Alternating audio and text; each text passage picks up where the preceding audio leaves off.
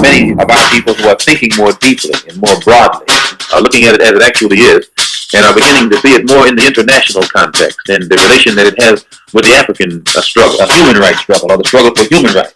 And as such, we can then take it into the United Nations and bring about the freedom of these people by any means necessary. The legal system, the Rev talked aspirationally about what changes he would like to see in the legal system. Talk about that, because while I can understand the emotions behind what you said about what you wish people would do within the black community, I'm sure you also understand that the prospect of everybody going out there and using guns to make their points or defend themselves or attack, that may not turn out well in the big picture. Well, that's not what I said. I didn't say people should use their guns and go out there and attack. I said people should own legal firearms so they can defend themselves against these kind of attacks. That's what I said. Now, as far as the justice system, I don't have any faith in the justice system. I've seen plenty of white people get off for killing unarmed black men in this country. So I don't have any faith in the legal system. So therefore, since I don't have any faith in the legal system, that's why I'm telling all my brothers and sisters out there to go buy yourself a legal firearm and learn how to use it so you can protect yourself against these kind of threats. All right. Well, Second Amendment. I'm glad that you... The Constitution is for all of us, right? Pardon me, sir? The Constitution is for all of us, right? 100%. Well, that's the question. That's why I think we got to be real careful. Is the Constitution for all of us? And who breaks that? Who raises this? What Charlemagne is saying is the continued lack of the justice system treating us like it's for all of us. Many of us that are committed to nonviolence, our problem is not people feeling they should get a gun. Our problem is people that will not enforce the law. This young man had the legal right to jog, and he was killed. Now, what is the system going to do about it? Well, one thing. Peace, family. This is We Charge Colonialism. We are an organization of black activists that are seeking to bring awareness to the fact that we are being colonized in this country, the United States of America. The solution to colonization is self-determination, taking power back from the people who have deprived you of power.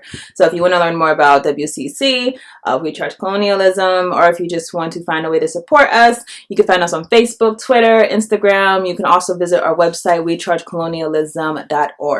So I wanted to talk about this issue of the right to bear arms because I think it's a real way that we are kept inside of this position of feeling like we are powerless.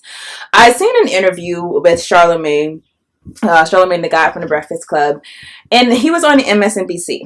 Now, he was being interviewed about Ahmaud Arbery, the brother who was murdered or lynched, really, by two white supremacists. And the question came up, I guess, what should we be doing? And he said that I believe that black people should be exercising our right to bear arms, and that he would rather have seen Ahmaud in a position where he could actually defend himself and where he could actually save his life versus us mourning him.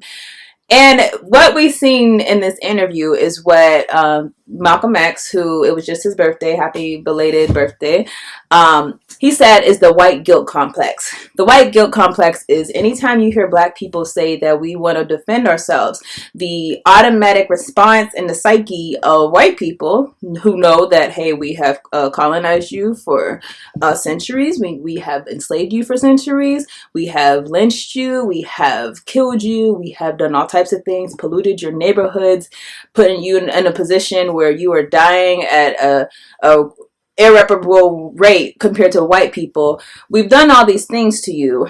But that being the case, we understand that if we were in that same position, we would probably want revenge. And they expect us to want revenge because they have done horrible things to us. And then the natural inclination is that when we want to defend ourselves, they believe that we're talking about going out and just shooting white people. Now, interesting enough, I'm not going to say every single, but most of the black nationalist leaders who were for the right to bear arms, for black people to defend themselves, were very clear that they never were for the idea of us going out and killing white people, but just that we have the protection so that if we are in a situation like Ahmaud Arbery, where we're just running and just trying to get some exercise, that we would be able to defend ourselves.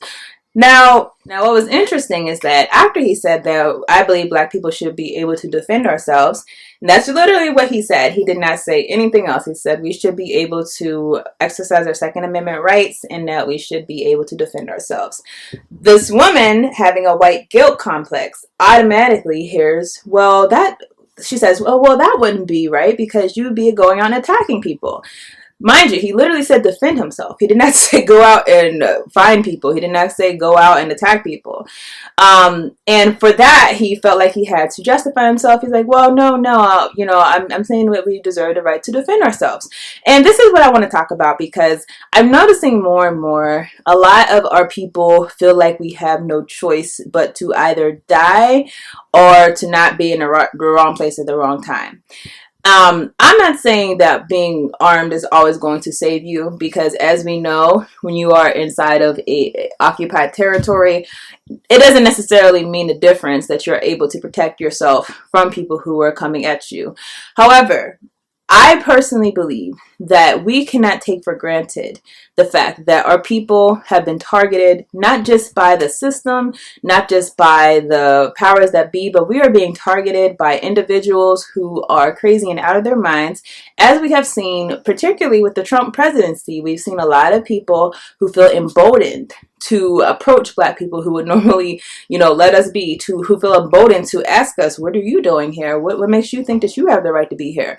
We see people who were emboldened enough to chase this man who was running, chase him down, thinking that they were the law, the executioner, the judge, jury, all of that, thinking that they had that authority.